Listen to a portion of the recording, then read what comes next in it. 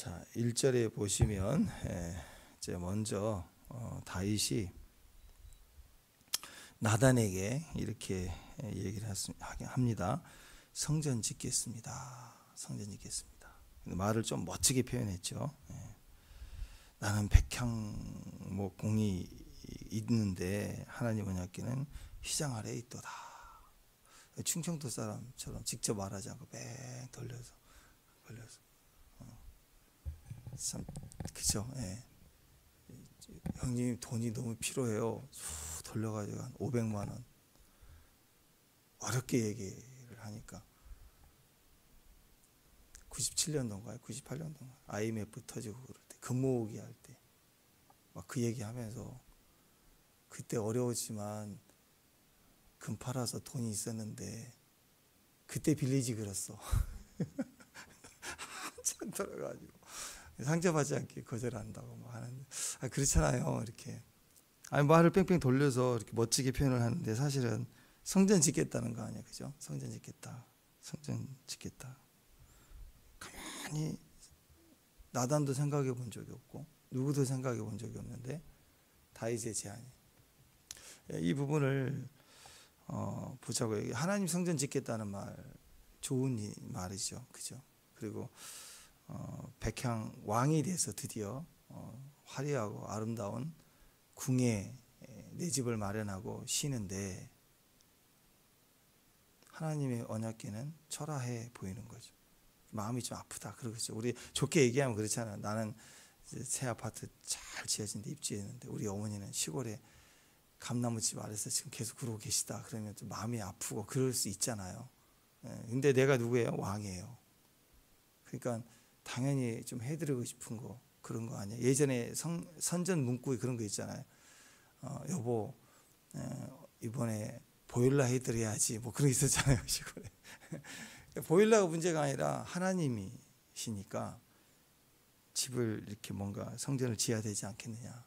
천막이 아니지 않느냐. 이런 마음이 들어서 좋게 표현하기도 합니다. 근데 그 마음, 이 구절만 보면 상당히 좋아 보이는데 나쁘지 않아 보이죠. 근데 결과적으로 쭉 보니까 오늘 상황을 보니까 하나님이 좋아하시는 것 같아요? 싫어하시는 것 같아요? 하나님 싫어하셨어요.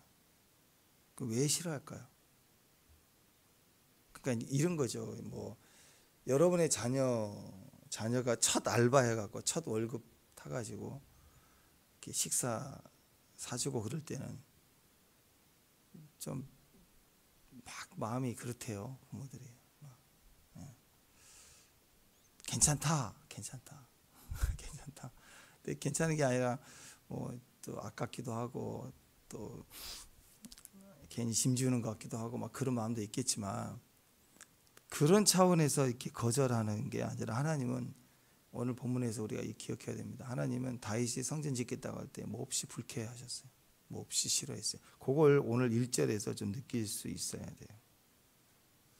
1절을 자세히 읽어보시면 물론 이제 한국말로 표현하는 뉘앙스의 차이가 있을 수 있지만 이 1절에 맞아요. 머리로는 맞아요. 옳고 차별 없어요. 정의 이게 맞아요.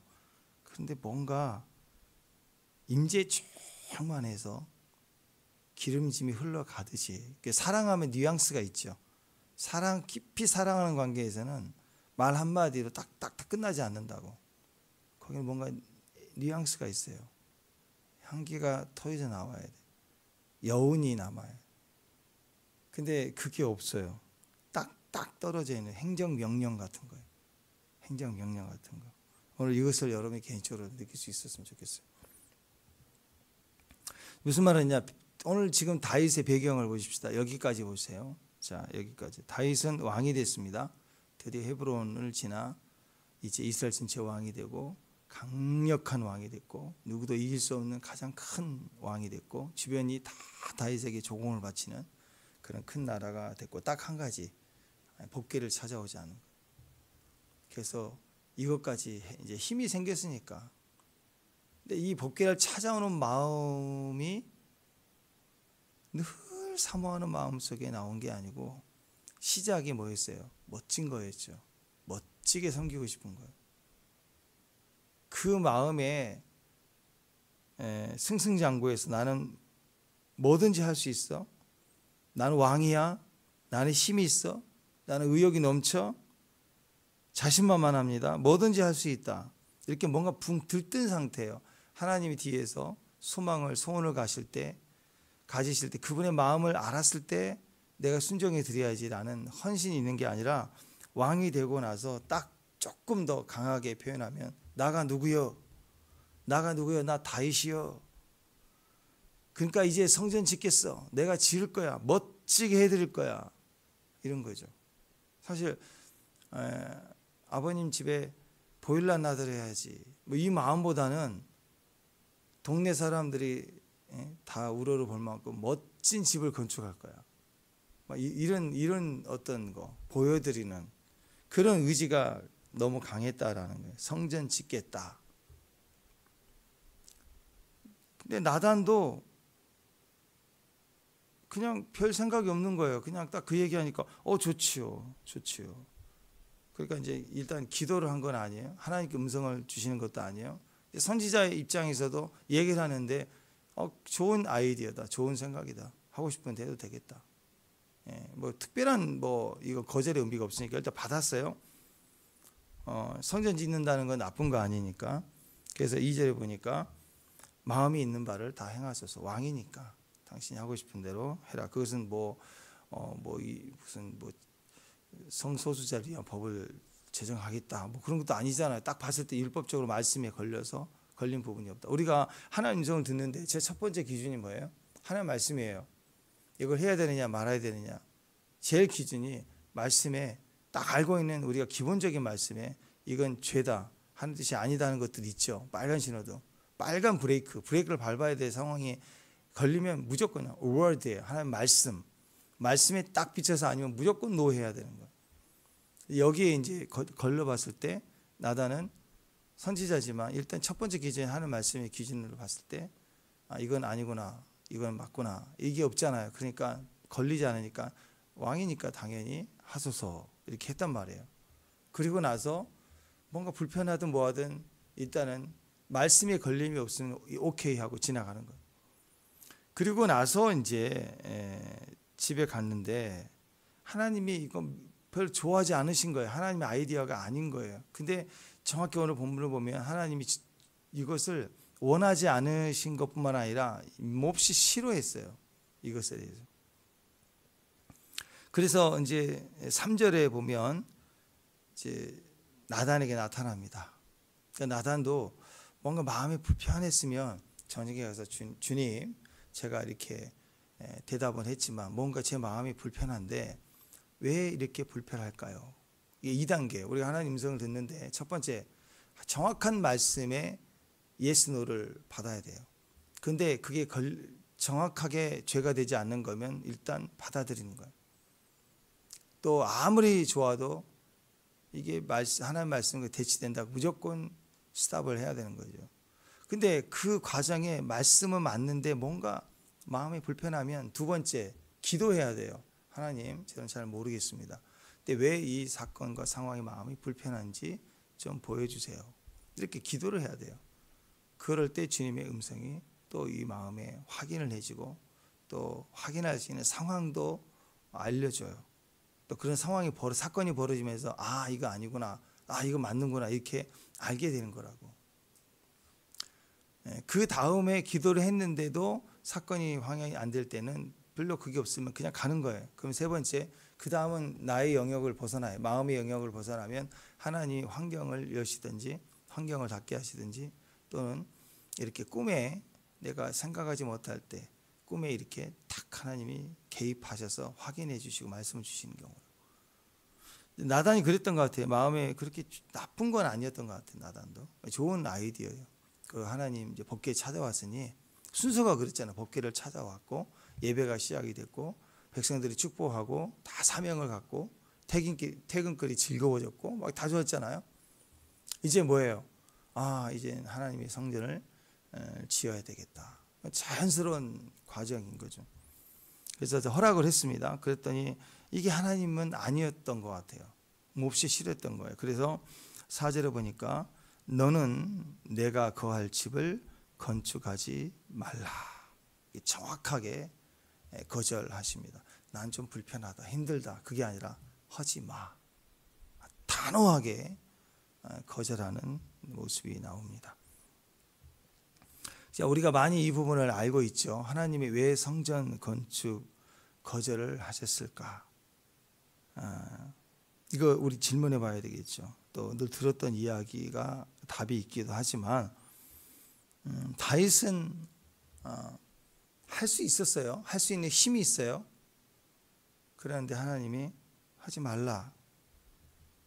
그리고 그 과정을 오늘 역대기에 다시 기록한, 역대기 이 부분을 기록하고 있다라는, 그 말은 뭐예요? 메시지, 다윗에게 허락하지 않는 이유가 이 메시지가 되게 해서 너희 자손들은, 포로기에 돌아온 너희 자손들은 잊지 말라라고 정확하게 우리에게 말씀하시는 의도가 있다라는 거예요. 왜 짓지 말라고 그랬을까? 우리가 많이 들었던 답은 역대상 22장 8절이죠. 저 가가지고 22장 8절 한번 쭉 가가지고 한번 보세요. 끝나버렸나? 22장 8절에 보면 그러나 여호와의 말씀이 내게 임하여 이르시되 너는 피를 많이 흘렸다. 큰 전쟁을 행하였다. 네가 내 앞에서 땅에 피를 많이 흘렸은즉 내 이름을 위하여 성전을 건축하지 못하리라. 피를 많이 흘려서 성전을 건축하지 못한다. 이렇게 얘기를 합니다. 그래서 보통 우리가 피를 많이 묻히면 안 되구나. 어떤 분은 그래서 선지국 싫어한다고 그러더라고요. 그런 분도 있었어요. 피를 묻히는 게 아니다. 우습게 얘기지만 그렇게 한 분도 있어요. 그러니까 결국 이 얘기는 뭐예요? 네가 지금까지 왕이 되는 과정에서, 전쟁을 치르는 과정에서 많은 사람을 죽였다. 본의 아니게 어떻게든 전쟁을 많이 치러서 사람을 죽게 했다. 그러니까 하나님이 이렇게 피 묻은 자를 별로 좋아하지 않는다. 어떤 식으로든 피를 묻히지 말라. 뭐 이렇게까지 이렇게 생각하는 사람들이 많습니다. 피를 흘려서 다 이런 의미가 되겠죠. 그러니까 결국 이제 하나님 의도는 이런 자를 통해서는 성전이 세워지면 안 된다. 성전 세우는 건 거룩합니다. 근데 피 묻힌 사람은 이렇게 어쨌든 본의 아니겠지만 피를 많이 흘린 자는 합당하지 않다. 뭐 좀 나쁘게 얘기하면 부정하다, 더럽다. 더러운데 어떻게 성전 짓느냐? 좀 그러지 마. 뭐 이렇게 이해를 했다라는 것이죠. 근데 이 말씀 다시 한번 보시면 네가 많은 피를 흘렸고 큰 전쟁을 행하였느니라. 네가 내 앞에서 땅에 피를 많이 흘렸은즉 내 이름을 위하여 성전을 건축하지 못하리라. 이 말은요, 그러면 만약에 다윗이 피를 이렇게 많이 흘리지 않았으면 성전 건축을 허락했을까? 저는 아니라고 생각해요. 마치 그 옛날에 그랬잖아요. 부부가 이혼을 한다 그러면 왜 이혼합니까? 그러면 요즘은 별로 나오지 않지만 옛날에는 치약 짜는 거 막 중간에 짰다 뭐 그런 얘기 하죠. 진짜 그것 때문에 그래. 그것 때문에 싸웠겠죠 많이. 근데 정말 그것 때문에 그런가요? 아니죠. 이미 마음이, 상황이 다른 요소로 많이 서로 상처가 됐겠죠. 그게 하나의 표면적인 명분이죠. 그게 한계라는 거예요, 한계. 그래서 우리는 그 피를 흘렸다라는 과거의 그거보다 더 근본적인 게 있어요. 하나님이 다윗에게 성전을 지으려고 허락을 하셨다면 이렇게 피를 흘리는 이 과정이 있었다 할지라도 허락을 하셨을 거예요. 이보다 더한 죄, 이보다 더한 일을 있었어도 하나님이 얼마든지 허락을 하시는 분이시거든요. 정정 왜 하나님이 성전 짓지 말라고 정확하게 거절하셨을까? 오늘 그게 우리 안에 포로기에 돌아온 그 백성들처럼 다시 한번 묵상이 됐으면 좋겠습니다. 옛날 왕 중에 전쟁을 치르지 않는 왕이 있었을까요? 손에 피를 묻히지 않는 왕이 있었어요? 없었어요. 뭐 솔로몬은 전쟁 안 했나요? 솔로몬도 했어요. 다 단위가 크죠. 나라가 크면 단위가 크다고. 사람이 죽는 단위가 크다고. 똑같은데 왜 그렇게 허락하고 왜 그렇게 거절하셨을까? 배경을 보면 옛날의 전쟁은요, 신들의 전쟁입니다. 그래서 고대 근동 지역의 전쟁은 각 나라에 각 신들이 있어요. 그래서 자기 신들에게 도움을 요청하고 전쟁을 나가요. 이스라엘 백성들도 이 전쟁은 여호와께 속했다. 그래서 법궤를 앞세우고 나가 싸우고 그랬잖아요. 그래서 이스라엘뿐만 아니라 당시 고대 근동 지역의 모든 나라들이 다 신정사회입니다. 신정사회. 그래서 자기 신들에게 도움을 구하고 그리고 전쟁에 점을 치고 이렇게 나갔다라는 거예요. 그래서 전쟁을 했는데 한 나라가 저 나라를 이겼다. 그래서 우리가 용맹했다라기보다는 우리의 신이 저들의 신을 이겼다라고 생각하는 거예요. 그래서 그때 그 신들을 죽이는 거예요. 그 신상을 깨트리거나 박살내거나 아니면 그 깃발을 뺐듯이 그들의 신전을 파괴하고 신상을 끌고 와서 우리가 섬기는 신 밑에다가 종으로 거기다 세우는 거예요. 그런 의도가 있습니다. 그러니까 전쟁에서 자꾸 이기는 나라들은 신전이 점점 커질 수밖에 없어요. 왜냐하면 포로로 잡아온 신들을 우리 신의 부하로 밑에다 예속을 시켜야 되기 때문에 전쟁이 많이 이기는 나라일수록 신전이 화려하고 커질 수밖에 없어요. 이 전쟁이 이기면 우리 신이 이기게 했다. 그 신을 찬양하는 행사와 종교 행위가 점점 커지는 거예요. 실제로 여러분 영화 같은 데 보면 고대 사회나 이런 데 미개 종족 이런 거 보면은 막 전쟁이 있거나 국가 일이 있거나 그 왕이나 추장이나 이런 사람들 막 온 백성 모아놓고 막 제사 지내는 게 굉장한 행사, 큰 행사를 치르잖아요. 그런 일들을. 그만큼 이제 신의 의미가 굉장히 컸다라는 것입니다. 그래서 전쟁이 승리하면 의례 행사가 신전을 짓는 거예요. 신전을 계속 짓는 거예요. 그러니까 여러분 그 고대 피라미드 같은 경우도 바로가 그 자기 무덤이잖아요. 무덤인데 신이에요. 바로가 신이에요. 내가 신이다. 그래서 내가 죽어서 묻힐 무덤을 어마어마하게 짓는 거예요. 그래서 죽은 다음에 짓는 게 아니라 살아 생전에 그걸 짓기 시작하는 거. 엄청나게 노동력을 쏟아부어서 짓고 들어가 죽고 또 같이 있는 사람 죽고 막 이렇게 해서 묻어가면서 가는 거잖아요. 그러니까 고대 근동 사회에서는 성전 짓는다, 신전을 짓는다는 게 꿈이고 신전이 있다는 건 굉장히 큰 승리를 상징했습니다. 그래서 돈이 많은 일반 갑부들도 자기 집에 신전을 크게 지어놓고 가신이죠. 집안의 신들을 섬기는 걸 되게 좋아합니다. 우리나라도 굉장히 잘 사는 부자들 옛날 같으면 요즘 아파트니까 그렇지만 이제는 잘 사는 사람들은 마당에 큰 불상도 갖다 놓고 막 그런 사람도 있잖아요. 비싼 돌 이렇게 세우고 갖다 놓고 정원 꾸미고. 근데 그게 가만히 보면 종교적 의미를 가지고 있는 것들을 갖다 놓는 게 상당히 많습니다. 사람이 그래요. 그래서 신전 짓기 이것은 이꼴 승리했다. 나는 성공자다. 그러니까 성공자가 될수록 신전을 크게 짓고 싶은 거예요. 이게 세상의 여론입니다. 여론. 우리 신이 우리에게 승리를 줬기 때문에 신전을 짓는다. 이게 명분이에요. 그렇지만 실제로는 신전을 짓는 것은 나의 자랑이에요. 나의 자랑. 이제 내가 이 정도 되는 사람이라는 걸 과시하는 거예요. 그러니까 사람들은 집 짓기 끝나면 신전 짓기예요. 항상. 그게 그 당시의 룰이에요. 룰. 세상에 주는 최고의 가치. 그것은 신전 짓기. 신전 짓기는 이꼴 나의 자랑, 나의 힘 과시. 그리고 명분이 있어요. 명분은 우리 신이 나에게 승리를 줬기 때문이다. 다윗도 이걸 은근히 배운 거예요. 이제 그러고 싶은 거예요. 이 나이가 되니까. 하나님이 내게 큰 승리를 주셨으니까 신전을 짓겠습니다. 이런 식으로 반응한 겁니다. 법궤 옮길 때도 똑같았어요. 이왕이면 세상도 다 보고 있으니까 세상이 다 그런 방식으로 멋지게 폼 잡고 가오를 살리면서 그냥 퍼레이드 하면서 그러니까 메고 가지 마. 메고 가봐야 사람이 수니까 10,000명이 모이든 100,000명이 모이든 똑같은 모습 아니에요. 메고 가는 건. 그 한 평 되려나요? 이렇게 메고 가는 거. 근데 우리가 100,000명이 모일 정도면 야 좀 멀리서 봐도 열병식 하는 것처럼 막 빌딩 하나가 움직이는 것처럼 크게 보여야 되지 않겠냐? 근데 가서 보니까 메고 가네. 이게 너무 내 가오가 안 서는 거예요.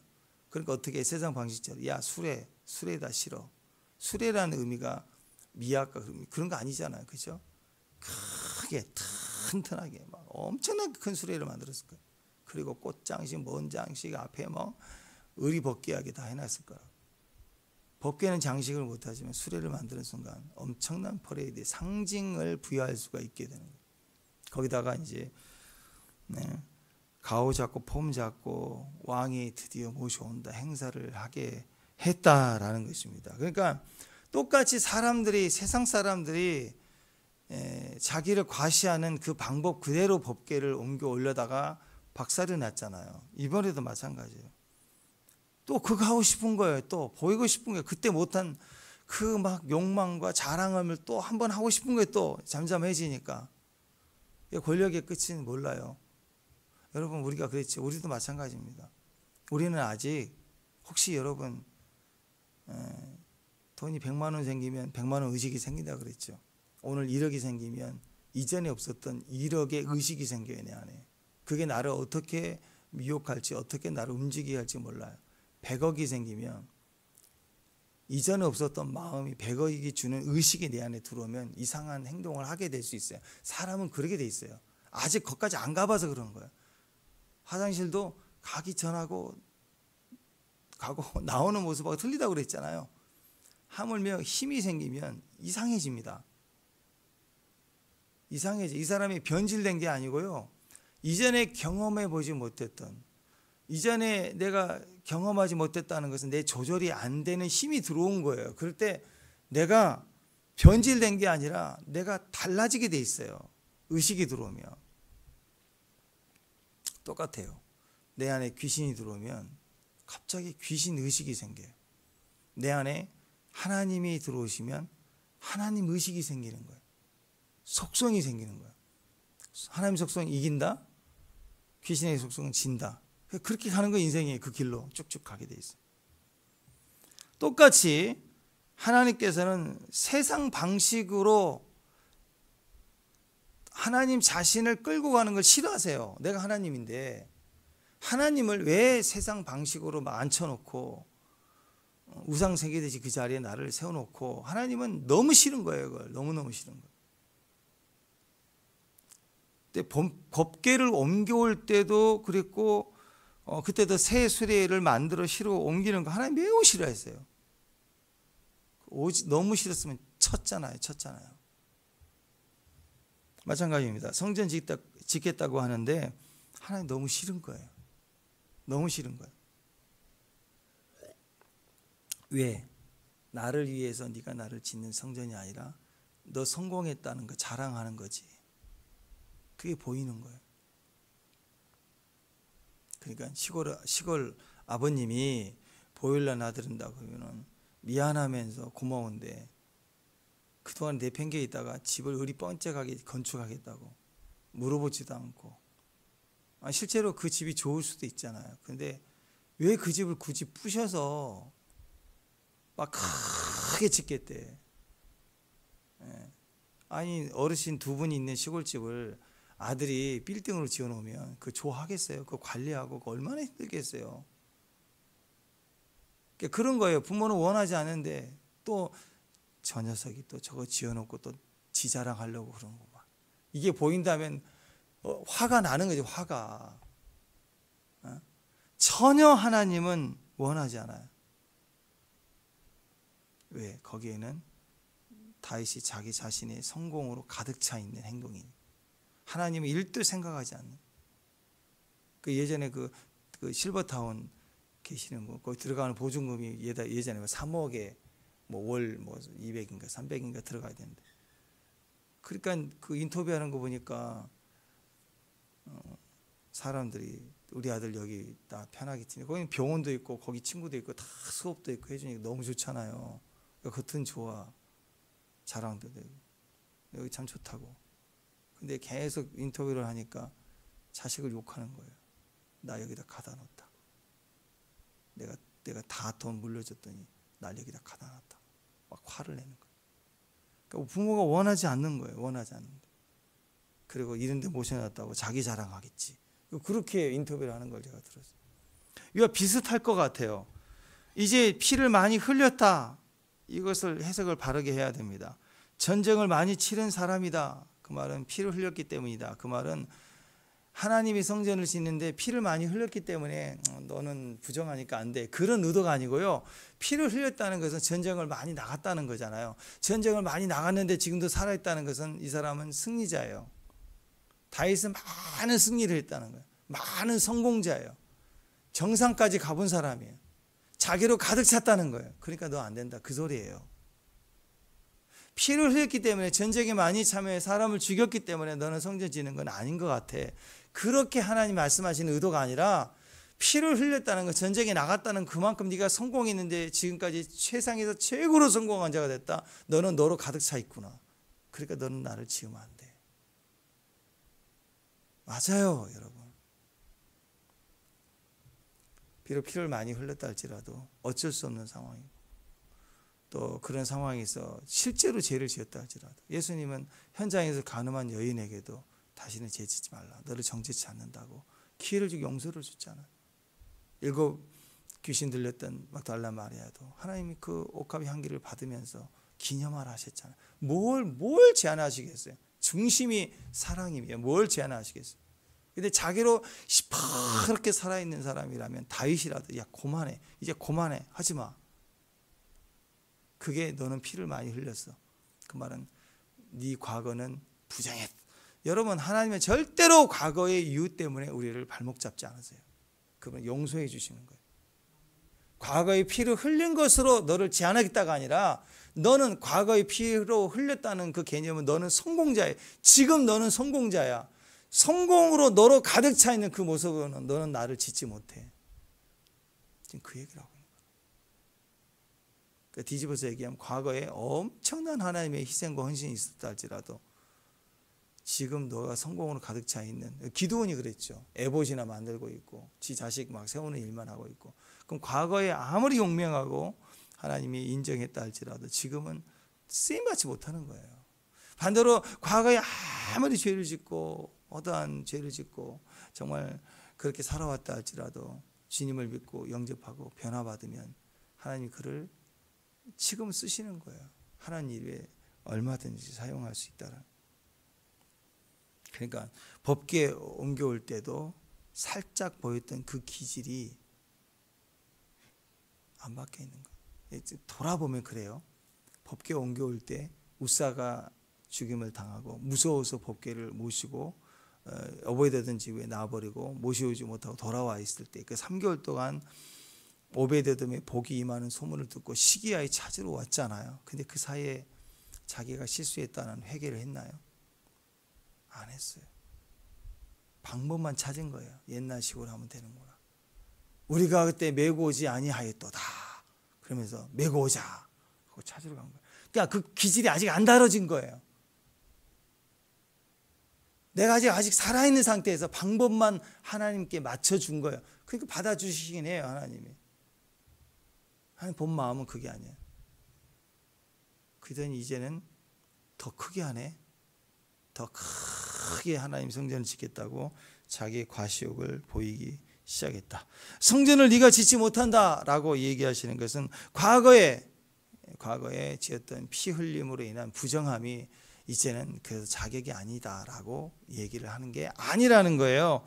지금 네가 과거에 피를 흘린 그것으로 인한 승리, 세상의 힘, 네 자랑, 세상 자랑 이게 가득 차 있는 채로 나를 짓겠다, 내 성전을 짓겠다고 하지 마. 나는 세상이 말하는 이방 신들하고 똑같은 거 아니야. 네가 성공으로 지어주는 신전 하나 내가 들어가 입지에서 하는 신이 아니야. 네가 나를 짓지 못해. 내 성전을 내가 지어. 이렇게 얘기하신 거예요. 그러니까 여러분 오늘 우리 안에 이 굉장히 중요한 개념이 좀 찢어나가고 새로 세워져야 돼요. 절대로 과거에 혹시 우리 부정함이나 실수로 인해서 하나님 나는 여기까지일 거야. 내가 더 헌신해도 안 받으실 거야 라고 절대 생각하면 안 돼요. 그러니까 누가 왜 성전을 짓지 말라고 하셨을까? 이게 주님의 마음으로 보셔야 됩니다. 하나님께 성전을 지어드리겠다는 거, 성전을 짓겠다고 하는 건 다 자기로 가득 찬 다윗의 마음이었어요. 그러니까 나단이 그것을 들었을 때 그래도 선지자인데 성령의 뜻에 감동을 가지고 얘기를 했다면 그 감동을 나단이 느껴야 돼요. 임재가 확 온다고. 확. 저는 그럴 때가 있어요. 어떤 분이 목사님 이거 하고 싶은데요. 이거 같이 이 부분에 대해 기도하면 어떨까요? 막 이런 얘기할 때 그가 성령이 충만해서 할 때는요. 얘기를 듣다 보면 또는 전화로 상담할 때도 제가 이렇게 결정하기로 한 것 같은데 기도해 주세요. 그럴 때 그게 하나님 뜻일 때는 대화 중에 임재가 확 부어져요. 부어진다. 근데 나단 선지자는 보통 사람입니까? 그러니까 그걸 느꼈어야 되는데 하나님이 아무런 감동이 없는 거예요. 그 말. 다윗만 충만해 있는 거예요. 다윗만 펄펄 뛰는 거예요. 이제. 그래서 일단 하소서 해놓고 와서 이제 봤는데 하나님은 너무너무 싫은 걸 나단에게 얘기해 주었다라는. 옛날에 그런 예화가 있습니다. 예전에 어떤 그 교회 간증을 그 새롭게 하셨은 거 들었던 게 아주 오래된 간증. 그 교회가 갑자기 성장하면서 도시라 주차장이 부족한데 그 옆에 옛날엔 그랬던 것 같아요. 그 옆에 다른 교회 그 장로님이신데 그 교회가 이렇게 성장해 가는 걸 보면서 주차장이 매일 부족하니까 자기 건물에 주차장이 상업지구니까 주일날에는 비는 거예요. 그래서 그 교회에 가서 어려우니까 먼저 제안하는 거예요. 무상으로 주일날은 비어 있으니까 주일이라는 교회로 쉬셔도 된다고 허락을 해준 거 얼마나 감사해요. 우리 그런 거 없잖아요. 건물 상할까 꽁꽁 묶어두는데 또는 돈을 얼마 줘라 이렇게 할 수 있는데 그런 데 있었나 봐요. 근데 이 장로님의 제안이 특별해요. 52주인가요? 1년이? 52주일만 이렇게 쓰도록 허락을 해주는데 딱 한 주는 안 된대. 한 주는만 빼주세요. 한 주는 미안하지만 제안을 하겠습니다. 그래도 얼마나 감사해요. 돈을 드리겠다 해도 안 받고 무상으로 쓰라고. 그래서 궁금해서 물어봤대요. 목사님 왜요? 왜 한 주는 안 되는 거예요? 궁금해서 물어본 거예요. 그랬더니 제가 사업을 하면서 느끼는 건데 사용 불가인 한 주를 정해 놔야 그래야 내가 주인인 걸 아는 것 같다고.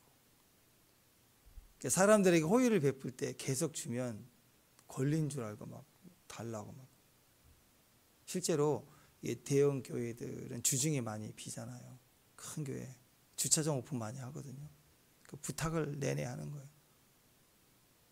그러니까 주중에 마음대로 되시되 주일은 제일 많이 모이니까 주일은 차를 좀 빼달라고 부탁을 하거든요.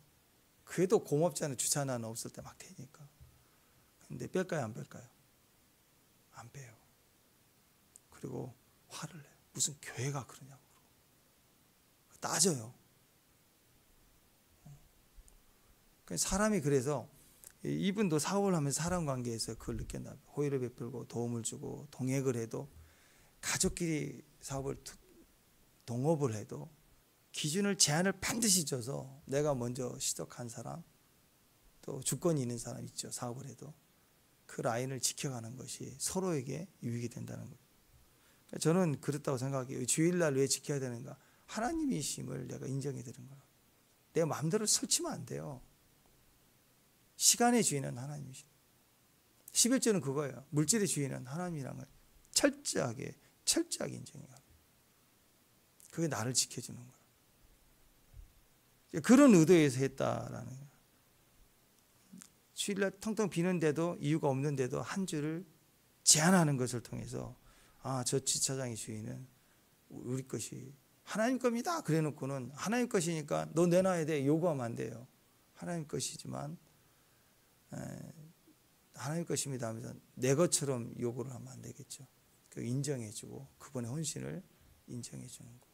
이게 중요하다는 거죠. 그래서 역대상 17장에 나와 있는 이 스토리가 굉장히 우리에게 주는 의미가 있습니다. 오늘 결론이 뭐예요? 너는 성전 짓지 못한다. 제안을 통해서 하나님 뭘 얘기하시느냐? 네가 주인이 아니고 내가 주인이야. 네가 성전 짓는 게 아니고 내가 지어. 네가 하니 내가 하지. 다윗이 성공하고 나서 내가 하겠습니다만 남아있으면 이건 시퍼런 종교인으로 끝났겠죠. 철저히 무너지고 깨지는 걸 통해서 내가 하는 게 아니라 하나님 하시는구나.